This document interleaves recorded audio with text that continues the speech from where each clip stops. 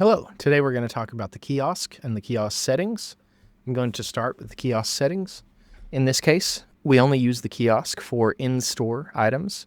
So whenever a customer is browsing your kiosk, they only see the items that are in your specific store that are in stock. Since this is only used in a sit-down browsing experience, the customers only need to see what you have. That way there's no confusion that they can get something that they actually can. To do this, we add a kiosk passcode. This is to secure the kiosk because this is a customer-facing URL. They can access this, but they cannot access your items without your kiosk passcode. If they did have access to this passcode, they would be able to simply add items and then submit them as a cart and check out and remove those items for your inventory without actually making any sort of payment. You can revert this with our pick list and the return to inventory buttons, but it is just a pain and a headache for customers to come in, add these items to their cart, and not show up.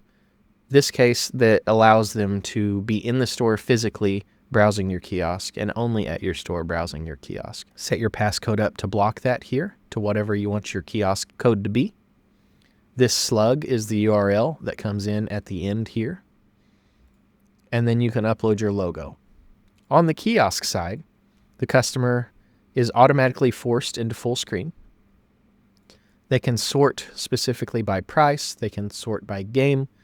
If you turn it on for Magic the Gathering, it gives you some more search functions as well as creature type, regular type. So for example, artifact, and this will only show artifacts that we have in stock.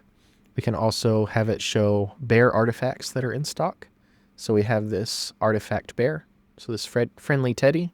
You can also filter by legality as well as rarity. So if we want to see mythics, we simply turn on the mythic filter and it will only show us mythics.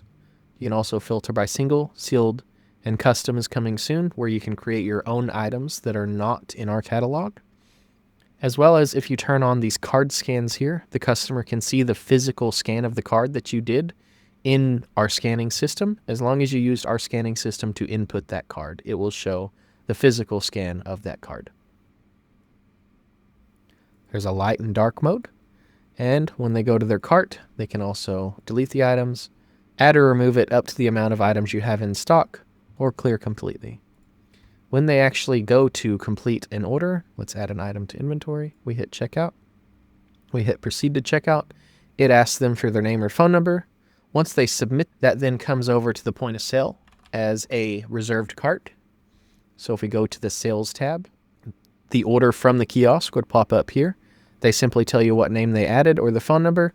You hit restore, and that will pull all of their items in from that kiosk, and then you can process it in our point of sale. That is the kiosk and its functionalities. If you have any questions, send me a message on Discord, Facebook, or email.